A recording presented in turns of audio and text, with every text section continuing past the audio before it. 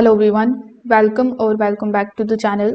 In today's video, I'm going to show you how to fix the Meta Quest 3 not working with the link cable. So in order to fix it, the first thing that you should verify is the cable itself, because this is where most of the link issues come from. So not all the USB-C cables support the data transfer. Many of the cables only charge the headset. So if your Quest is charging but link is not connecting, your cable is likely the issue. So you need to use a proper USB 3.0 data cable. Ideally use the official link cable or a high quality alternative.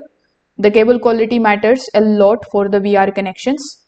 Now in the solution 2, what you need to do is you need to accept the connection inside the headset.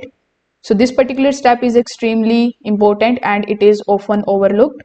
After connecting the cable, you just have to put the headset on. You should see a pop-up asking the USB permission or link access. If you don't click the allow button, the PC will not connect. So you just have to click on the allow button in order to establish the connection.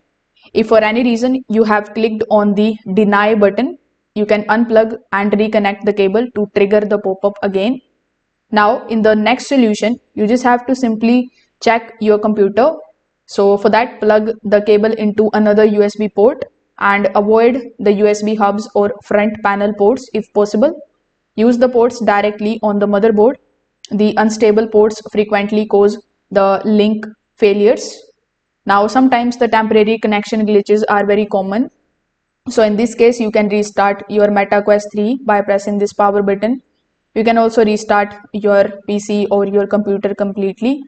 After that, you just have to basically reconnect the cable after both the devices are fully rebooted. So this is also refresh the drivers and the USB communication. So if this video helped you out, make sure that you like this video and subscribe to the channel. Thanks for watching.